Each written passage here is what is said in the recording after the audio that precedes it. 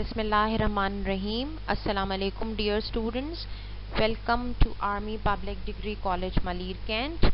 This is the class orientation session for the subject English and I am your teacher Miss Asma Ahmad. As you all know that due to COVID pandemic situation there is a paradigm shift to online education, and so Army Public Degree College Malir Kent has upgraded itself as a virtual college. We are now going to conduct our education system through e-classrooms, and I'm sure in this way you will be able to remain in touch with your studies. Let's look at the agenda of this presentation. First of all, you will be introduced to the syllabus of this English language subject. Then we'll be telling you about the paper pattern and marks distribution, the paper marking policy, what are the academic policy, and what are our expectations. So let's look at the syllabus. You have in your syllabus you have your textbook, which is from KPK board, and there are altogether 8 units in your textbook. The first 5 units have 3 topics. Out of these 3 topics, 2 are from the prose section and 1 is from the poetry section. Unit 6 and 7 covers 4 topics, and these topics are for the development of your communication skills and interpersonal skills. The 8th unit is a play. Coming to the paper pattern and marks distribution, you can see that your papers will be divided into 3 sections, A, B and C. The section A will comprise of MCQs of 20 marks, and there will be 20 MCQs. That is 1 mark for each MCQ. In the section B, you are going to have questions from your textbook, that is both from the prose and poetry section, and they will be of 40 marks. In the section C, there will be questions on play and also from grammar and composition, and it is going to be of 40 marks. Now I am going to tell you about the paper marking policy, and this is something which is very important, so listen to me carefully, and even afterwards you can go through these slides, and it is very important to you understand them thoroughly. So section A, as I've told you earlier, that it comprises the MCQs, and for that you have to choose and shade 1 bubble, and if you are not going to do it correctly, you are not going to get the marks. In the section B and C, you have the questions from your textbook, the prose and the poetry section, and 50% marks are for grammar and your spelling, for the correct grammar spelling, and 50% marks are for content. So if you are putting down the content which is not grammatically correct, you will not gain marks. Now coming to the 5th question, which is related to grammar. Here there are 3 sections: the phrasal verbs, the correct form of verb, and punctuation. For the phrasal verbs, you have to construct a sentence which should be very clear and convey the meaning of that particular phrasal verb.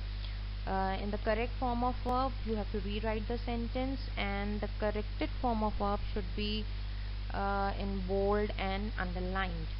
For the punctuation, you have to use a black ballpoint or marker, that is whatever punctuation mark you are inserting, you have to write them down with a black ballpoint or marker. In question number 6, you have to write down a letter, and for letter writing, both the format and the content are important, so you have to give equal importance to both.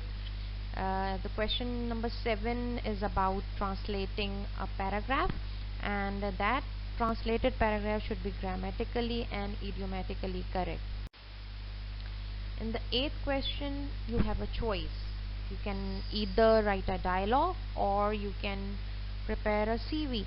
When you are writing down a dialogue, the conversation will comprise of 8 sets of conversation, and that should be grammatically correct.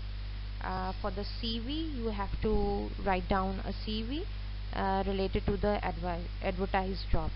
Now both for the dialogue and for the CV, grammatical correctness is very important. Now dear students, we will be providing you a feedback on your work, and that feedback will be provided through acronyms or abbreviations. So here is a list of abbreviations or acronyms that we will be using to provide you feedback, and you can see that there are different abbreviations. IR is for irrelevant, INCA is for incomplete answer, and so on. So you can go through them thoroughly and understand and identify that what is your mistake. Now, academic policies, that is, being a student of Army Public Degree College, what you have to abide by. The first and foremost thing is the attendance, and even if there are online classes, the attendance is mandatory. We'll be keeping a check on you that whether you are physically present, physically and mentally present and not, and that is what we are going to do through WhatsApp. We'll be raising questions and you will be also raising questions, and in this way you are going to make your presence felt. So students, you are encouraged to ask questions. Your assignments will be uploaded regularly on AIS, so keep in touch with the aims with the AIS, and from there you yourself are going to download your assignments, you are going to complete them, and you are going to submit them on time. And further information about AIS is going to be explained by your class teacher, and she must have forwarded you a video through which you can also understand what it is. Now, expectations. As students, we expect we have a very high level, a very high standard of expectations from you, and we hope and we pray that you live up to them. So first of all, when you are going to coming to my English class especially, I expect you to have read the text that I'm going to discuss with you, or the text which will be presented through the online presentation. You are going to note all the important points given in the lecture, and like I said, that I would encourage and I will appreciate that you will ask questions through your WhatsApp accounts, through your WhatsApp number. So in this way your class will become very, very interesting. I expect that you submit your assignment on time, and of course you are going to show interest in learning from your mistakes. So I wish you to have a very, very good and exciting learning experience. Okay students, the orientation is over from my side, and now I would like you to introduce yourself by answering the following questions. Thank you very much, and happy learning experience in APTC Virtual College.